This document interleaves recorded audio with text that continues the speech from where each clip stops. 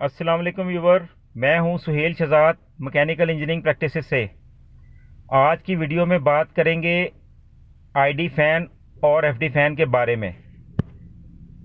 इन दोनों में क्या फ़र्क होता है, इनको किस पर्पस के तहत बॉयलर में इस्तेमाल किया जाता है, इनमें कौन कौन से बेरिंग इस्तेमाल होते हैं और इनकी मेंटेनेंस करते वक्त किन बातों का ध्यान रखना चाहिए। तो हम शुरू करते हैं। बॉयलर में एफडी फ़ैन और आईडी फ़ैन का इस्तेमाल किया जाता है एयर ड्राफ्ट को मेंटेन करने के लिए।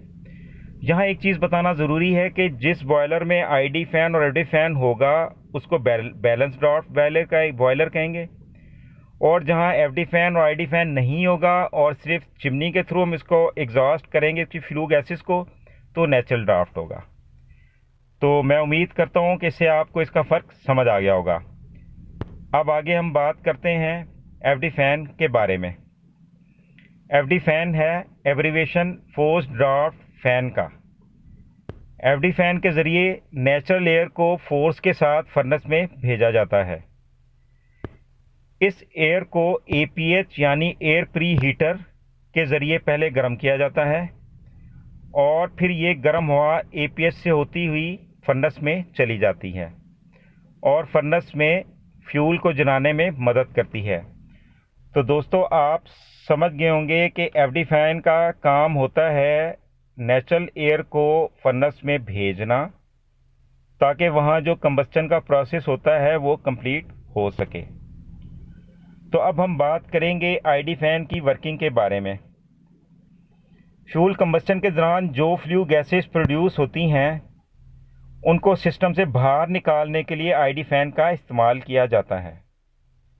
आईडी फ़ैन एब्रीवेशन है इंड्यूस्ड ड्राफ्ट फ़ैन का। दोस्तों, ये फ़ैन क्या काम करता है? ये बॉयलर के अंदर से नेगेटिव प्रेशर क्रिएट करके फ्लू गैसेस को बाहर निकालता है।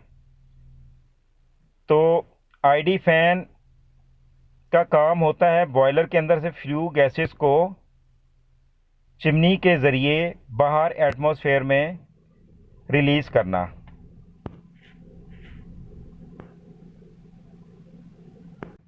तो दोस्तों, मैं उम्मीद करता हूँ कि आपको दोनों की वर्किंग के बारे में डिफरेंस पता चल गया होगा।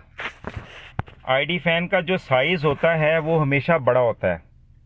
बॉयलर में आईडी फ़ैन में इम्पेलर का डाया क्योंकि बड़ा इस्तेमाल होता है, क्योंकि इसने बॉयलर में नेगेटिव प्रेशर क्रिएट करना होता है और फ्लू गैसेस को बॉयलर से बाहर निकालना होता है।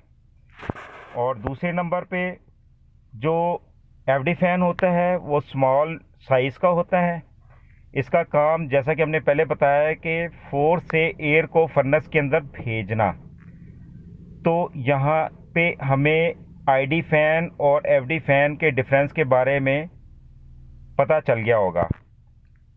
ये आप देखें, इसका इम्पेलर काफ़ी बड़े साइज़ का है और इसको प्रॉपर बैलेंस करके इस्तेमाल किया जाता है। आईडी फ़ैन में जो बेरिंग इस्तेमाल होता है वो self aligning spherical roller bearing होता है। जैसा कि हमें पता है कि आईडी फ़ैन में इम्पेलर का साइज़ बड़ा होता है, जिसकी वजह से आईडी फ़ैन ख़ुद बड़ा हो जाता है। तो यहाँ पे जो ये इस्तेमाल किया जाता है बेरिंग, वो आसानी से रेडियल और एक्सियल लोड को बर्दाश्त कर लेता है। और इसके अलावा इस बेरिंग में जो सेल्फ अलाइनिंग का ऑप्शन रहता है, वो अगर किसी किस्म की मिसअलाइनमेंट हो तो उसको ईज़िली मैनेज कर लेता है। तो एफडी फ़ैन में बॉल बेरिंग इस्तेमाल होता है। दोस्तों, इसकी वजह ये है कि क्योंकि इसका साइज़ छोटा होता है और ये हाई स्पीड पे चल रहा होता है और ये डायरेक्ट कपल होता है, तो यहाँ पे बॉल बेरिंग इंतहाई सूटेबल होगा। इसके आरपीएम जो हैं वो आईडी फ़ैन से आलमोस्ट डबल होते हैं। और आप ये देखें, ये बेरिंग है और इसका जो हमने डिस्कस करना है वो यही है कि एफडी फ़ैन साइज़ में छोटा होगा और आईडी फ़ैन साइज़ में बड़ा। तो अब दोस्तों, हम बात करते हैं इनकी मेंटेनेंस के बारे में। तो सबसे पहले आईडी फ़ैन और एफडी फ़ैन जो होते हैं उनके बेरिंग शेड्यूल के मुताबिक ग्रीस करते रहने चाहिए। दोस्तों, बेरिंग के ऊपर एक प्लम्बर ब्लॉक होता है, उसके टॉप कवर को खोलकर बेरिंग को चेक करना चाहिए और ग्रीस करना चाहिए। अगर किसी किस्म की इसमें फिटिंग हो तो फिर उसको चेंज करना बेहतर हो जाता है।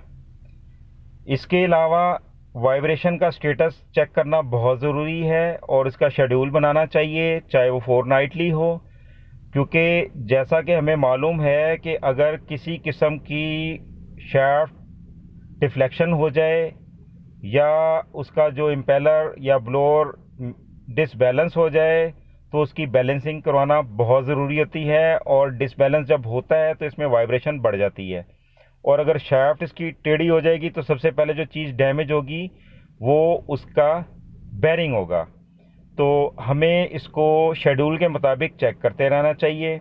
इसके अलावा आप अगर ये समझते हैं कि आईडी फ़ैन जो कि मोस्टली वी बेल्ट ड्रिवन होता है, उसकी टेंशन क्या है, तो उसके लिए आप वी बेल्ट टेंशनर से उसकी रिक्वायर्ड टेंशन पे उसको एडजस्ट करें। और अगर किसी वजह से ये स्लिप हो रही हो तो आप उस पर स्प्रे करें। और अगर उसके अलावा मज़ीद अगर ये इसमें अलामत ज़ाहिर होती रहें तो आप देखें कि लास्ट टाइम आपकी बेल्ट कब चेंज हुई थी। दोस्तों, इसकी लाइफ होती है रबड़ मटेरियल की, अगर वो ज़्यादा अरसा इस्तेमाल करेंगे तो हार्ड भी हो जाएगा और फिर एक वक्त आएगा वो क्रैक होकर डैमेज हो सकता है। इसके अलावा जो आईडी फ़ैन में जो पुली के साथ ब्लोअर साइड पे जो बेरिंग होता है, सबसे ज़्यादा वो डैमेज होने का नुकसान चांसेस होते हैं उसमें। उसकी वजह है कि इसने पूरे बेरिंग का लोड भी बर्दाश्त करना है और उसको घुमाना भी है तेज़ी से। तो उसको गाहे बगाहे उसका प्लम्बर ब्लॉक को खोल के बेरिंग की हालत चेक करनी चाहिए, कहीं उसकी कोई केज वगैरह डैमेज तो नहीं हो गई या उसमें कोई फिटिंग तो नहीं है। तो अगर हम इन चीज़ों का ख्याल रखेंगे तो बड़े लंबे अरसे तक हम आईडी फ़ैन और एफडी फ़ैन को चला सकते हैं। दूसरा कि जैसे हमने आपको पहले बताया कि जो एफडी फ़ैन होता है वो वी बेल्ट ड्रिवन नहीं होता, बल्कि वो डायरेक्ट कपल होता है और वो हाई स्पीड ब्लोअर होता है, उसकी शाफ्ट मोटर के साथ डायरेक्ट कपल होती है। तो वहाँ भी अगर कोई मेंटेनेंस की चीज़ें देखनी होंगी तो हमने यही उसकी शाफ्ट को देखना होगा, कहीं इसमें डिफ्लेक्शन तो नहीं हो गई या उसका इम्पेलर या जो ब्लोअर इसको कहते हैं वो कहीं डिसबैलेंस तो नहीं हो गया, उसकी बैलेंसिंग की ज़रूरत तो नहीं। और इसके बाद जो सबसे इम्पोर्टेंट चीज़ जो आपको बतानी है वो ये है कि इन ब्लोअर को बैलेंस करने के लिए इनके साथ वेट लगे होते हैं। ये इसी तरह ही जैसे गाड़ी की टायर या इनमें लगे होते हैं, अगर किसी वजह से वो डिस्प्लेस हो जाए या निकल जाए तो ये वाइब्रेशन का बायस बनती है और एबनॉर्मल नॉइज़ भी आती है। तो हमें जैसे ही ये चीज़ें नज़र आएँ इसको फौरी तौर पे एड्रेस कर लेना चाहिए। तो दोस्तों, मुझे उम्मीद है कि आपको ये मेरी वीडियो आज पसंद आएगी। अगर आपको पसंद आए तो शेयर भी कीजिएगा, लाइक भी कीजिएगा, और अगर आप मेरे चैनल पे नए हैं तो काइंडली सब्सक्राइब भी कीजिएगा ताकि मज़ीद जो मैं इस पे अपडेट डालता रहूँ वो आप तक पहुँच सके। इसके साथ ही इजाज़त चाहूँगा। अल्लाह हाफ़िज़।